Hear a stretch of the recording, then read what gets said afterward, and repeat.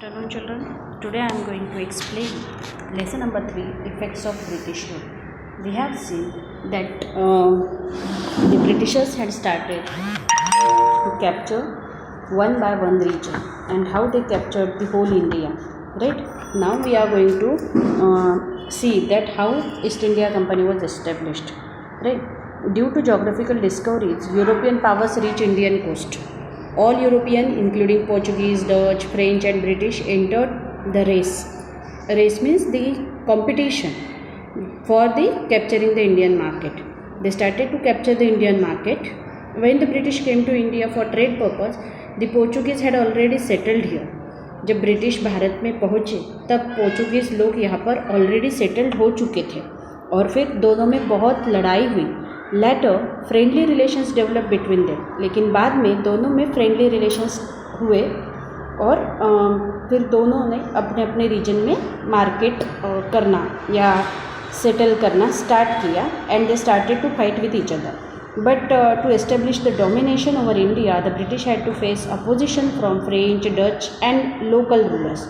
लेकिन भारत पर अपना कब्ज़ा जमाने के लिए, मार्केट कैप्चर करने के लिए और अधिकार प्रस्थापित करने के लिए ब्रिटिशर्स को फ्रेंच लोगों से लड़ाई करनी पड़ी, डच लोगों से लड़ाई करनी पड़ी और जो लोकल राजा थे, जैसे अपने यहाँ शिवाजी महाराज थे महाराष्ट्र में और अलग अलग रीजन में हमने देखा है टीपू सुल्तान है, फिर बंगाल का नवाब है,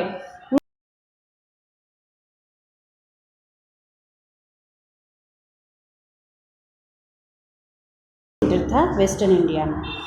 and they were trying to acquire the nearby territories but the Marathas had strong hold over it.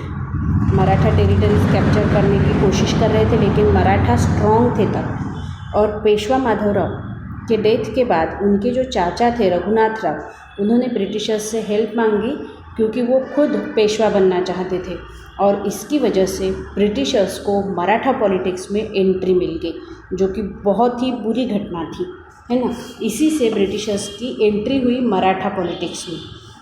1774 से लेकर 1888 तक 1818 तक ओके 1774 से लेकर 1818 तक 3 वार हुए मराठा और ब्रिटिशर्स के बीच में.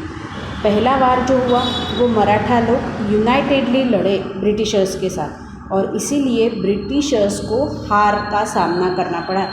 लेकिन 1782 में सालबाई का जो ये हुआ एंग्लो मराठा वार यहाँ पर ख़त्म हो गया और फिर सब्सिडियरी अलायंस उन्होंने स्टार्ट किया. 1798 में लॉर्ड वेलेस्ली भारत में आए और गवर्नर जनरल बने.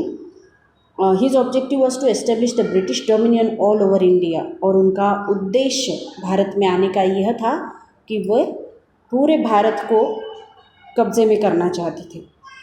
और फिर according to the subsidiary alliance Indian rulers were assured to British military help.